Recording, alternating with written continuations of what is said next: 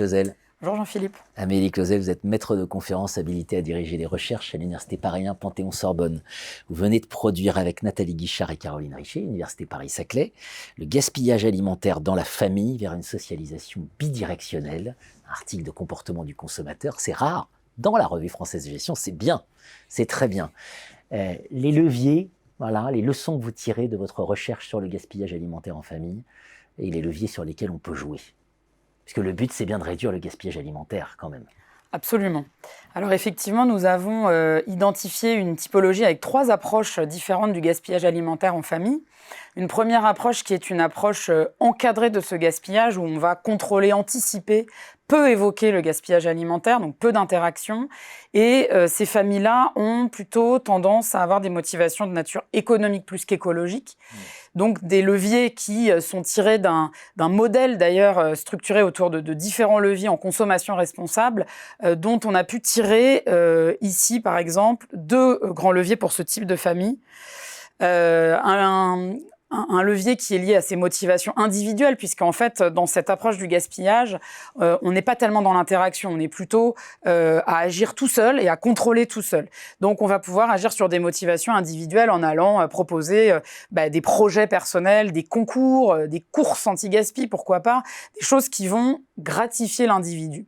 Et puis, on peut jouer aussi sur un aspect important, puisque nos répondants, on voit bien, ont aussi des difficultés à voir immédiatement l'intérêt finalement de ne pas gaspiller et donc travailler aussi sur le tangible, sur le concret, sur l'immédiat. Qu'est-ce que ça apporte tout de suite, par exemple d'un point de vue économique, de lutter contre le gaspillage.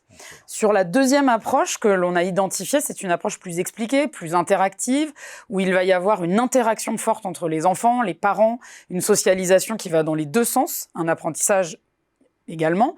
Et là, on va pouvoir jouer sur 2 grands leviers. Un premier levier qui est relatif aux influences sociales, où on va essayer de les nourrir, ces influences sociales.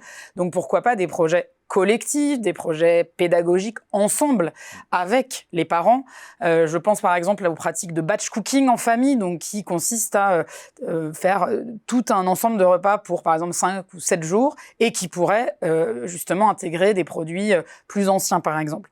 On peut aussi jouer sur un levier dit habitude, en fait, c'est-à-dire nourrir ses habitudes au quotidien, réduire les déchets inutiles alimentaires, d'abord les identifier, ces déchets inutiles, et s'en servir. Comment s'en servir?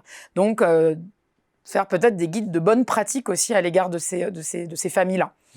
Et puis la dernière famille que l'on avait identifiée dans ce travail, c'était des familles qui finalement témoignent d'une forme de résistance par rapport au discours institutionnel qu'ils trouvent culpabilisant et qui engendre une forme en fait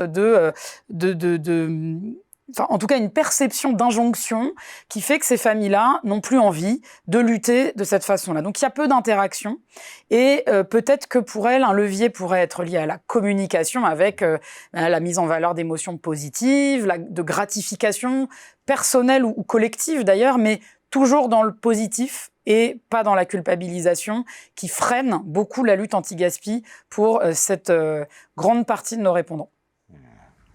Gaspillage alimentaire dans la famille vers une socialisation bidirectionnelle, c'est un sujet majeur. Vous faites partie du réseau Alcor qui travaille sur la consommation responsable, justement. C'est devenu un sujet majeur en marketing, cette question de la consommation responsable. Oui. Voilà, donc famille, arrêtez de gaspiller et pensez à gérer votre gaspillage alimentaire. Tous ensemble. Tous ensemble. Merci Amélie Clausel. Merci Jean-Philippe.